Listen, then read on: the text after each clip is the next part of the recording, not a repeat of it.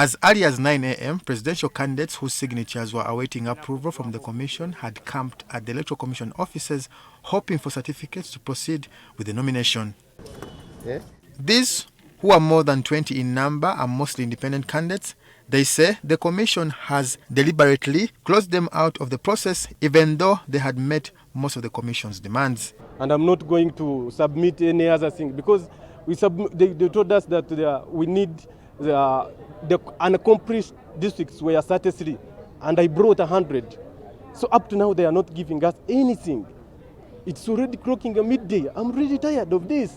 Why didn't you allow us, our observers, to be in that room where they are verifying? Exactly. So we can see, tell me that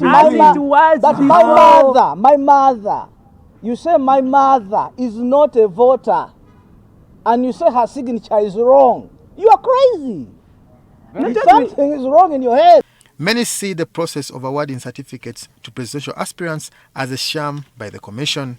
You saw me from day one. I've been fighting with the administrative part of you, whereby some goes for lunch and they take 4 hours to come back. 2, instead of doing rational decisions, they are making emotional decisions. That's why Katumba is not on a ballot. Mohamed Nsereko came to the Commission's offices to inquire about the process with his supporters. To his surprise, he did not succeed. Nsereko had come with supporters who were later barred from accessing the Electoral Commission offices by the police who were deployed. We submitted signatures again as had been requested yesterday, and they told us about verification, and the verification was not done. It's clear what they wanted was not signatures. The signatures was to be used as something, as a facade, as a deception note, in order to have an explanation to the public. If it were academic requirements, we all had them. If it was the financial muscle to pay the 20 million shillings, the people had contributed. But the incumbent had to decide who to contest with. And those that favored or that matched his credentials, most of them have been nominated. Nsereko blames Justice Simon Byabakama, who he says has failed to listen to their concerns before the process closed off this evening. This injustice has started here. You'll wait for it at parliamentary level. Those of you that are there, you'll smile about it.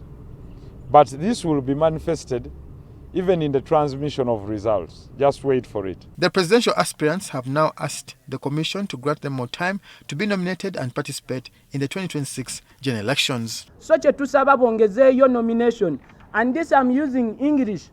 All the observers, you stakeholders in this nation. That's why they called you to observe these elections. Whatever they are doing is not fair and free. There is no process, there is no democracy, there is no nation.